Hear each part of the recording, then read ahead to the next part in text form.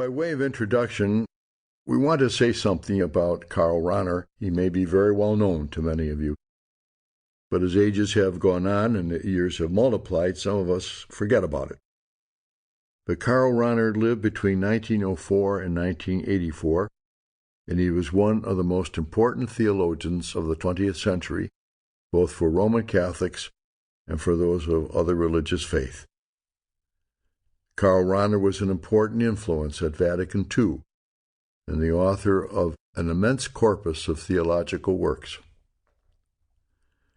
But Rahner was also a man of intense Ignatian spirituality and of deep pastoral concerns.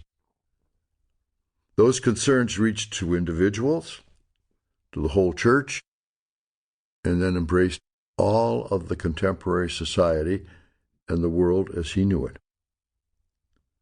This prayer from his book, Encounters with Silence, is at once simple, truly a colloquy from a devout soul, and yet profound, a succinct meditation on the meaning of religious experience. Here is the prayer. Thanks to your mercy, O infinite God, I know something about you, not only through concepts and words, but through experience. I've actually known you through living contact. I have met you in joy and suffering, for you are the first and last experience of my life. Yes, really, you, yourself, not just a concept of you, not just your name, which we ourselves have given to you.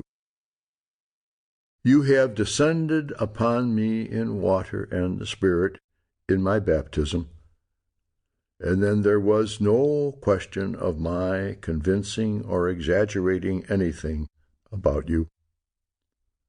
Then my reason, with its extravagant cleverness, was still silent. Then, without asking me, you made yourself my poor heart's desire. A word of reflection.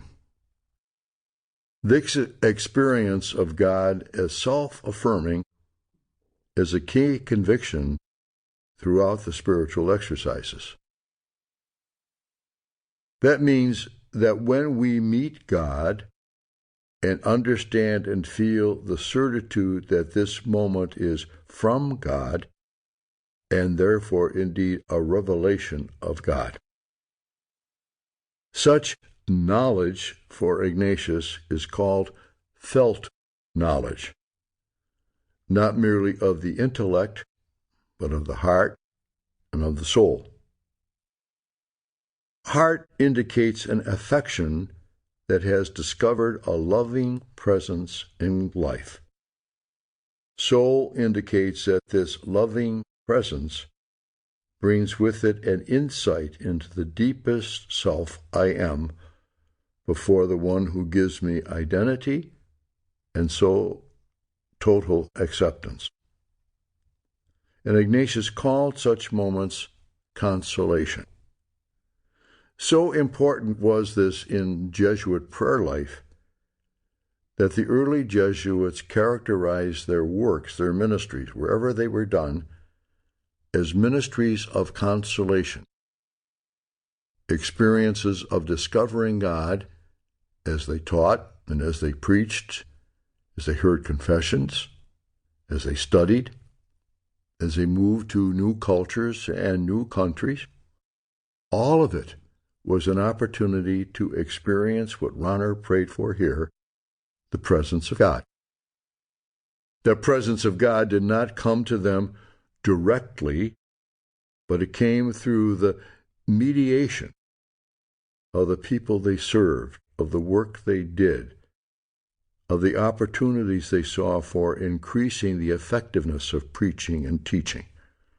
In short, the labor of love that prompted their ministry and works was a gift of the Spirit to move more deeply and more personally into